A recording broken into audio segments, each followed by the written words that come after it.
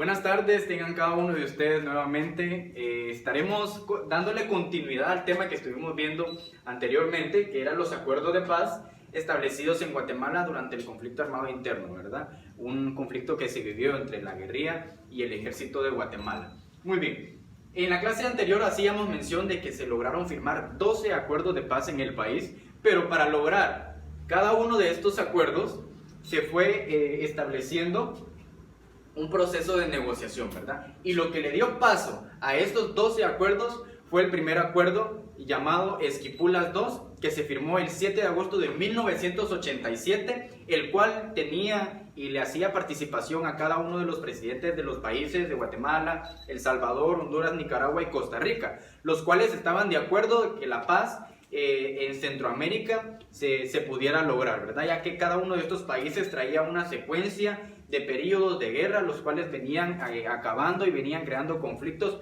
a lo largo del tiempo. Muy bien, en Guatemala se establecieron los primeros 12 acuerdos gracias al primer acuerdo, como lo fue el acuerdo de Esquipulas II, como lo mencionábamos, y el primer acuerdo fue el acuerdo marco para la búsqueda de la paz por los medios políticos, ¿verdad? Y aquí ya se encargaba el poder político de poder buscar la manera de entrelazar el apoyo entre la comunidad indígena, en este caso como los grupos guerrilleros que se vivían con el ejército, ¿verdad? Como segundo acuerdo tenemos el acuerdo global sobre los derechos humanos, ¿verdad? Aquí ya se empezaban a aceptar los derechos de las personas, ya empezaba a existir respeto, igualdad, tolerancia para cada uno de estos pueblos. El tercero de los acuerdos fue el acuerdo para el reasentamiento de las poblaciones desarraigadas por el enfrentamiento armado, ¿verdad? Cada una de estas poblaciones pues tuvieron que huir a otros países vecinos, como lo mencionábamos en la clase anterior, ¿verdad? Países como México, Honduras y El Salvador.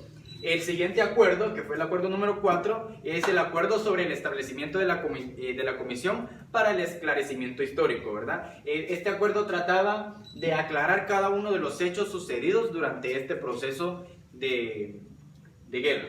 Muy bien. El acuerdo número 5 es el acuerdo de identidad y derechos de los pueblos indígenas. Ya se les dio el reconocimiento que se merece cada uno de estos pueblos y así poder trabajar e incorporarse a las actividades de la población guatemalteca y ya no ser excluidos solamente por pertenecer a una etnia.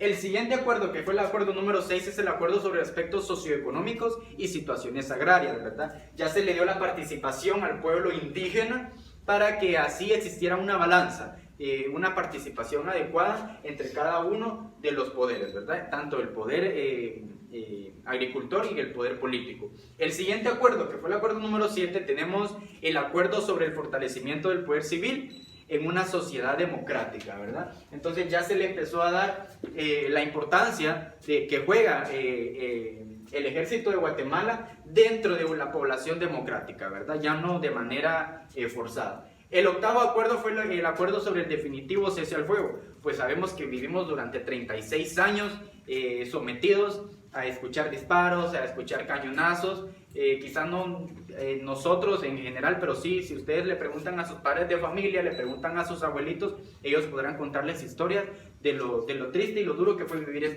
esta situación.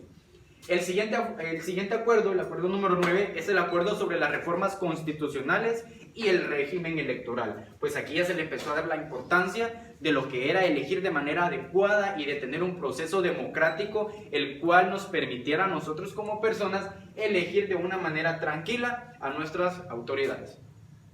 El acuerdo número 10 es el acuerdo sobre las bases para la incorporación de la URNG a la legalidad, ¿verdad? Muy bien, este grupo, como lo es la URNG, se considera como la Unión Revolucionaria Nacional Guatemalteca, la cual pues tenía conflicto con el poder político, ¿verdad? Entonces en este acuerdo ya se le dio la implementación de una manera legal. El acuerdo número 11 es el acuerdo sobre el cronograma para la implementación de los acuerdos de paz y la verificación de los mismos, ¿verdad? Muy bien, aquí ya se le empezaba a dar la validez necesaria a los acuerdos de paz. Y por último, el acuerdo, quizá el más importante, fue el acuerdo de paz firme y duradera. Entonces de esto nosotros tenemos una pequeña historia y lo tenemos marcada en lo que es la moneda de un quetzal. Entonces, con la información que nosotros pudimos observar el día de hoy, tienen ustedes como tarea realizar un pequeño resumen en su cuaderno. Buenas tardes.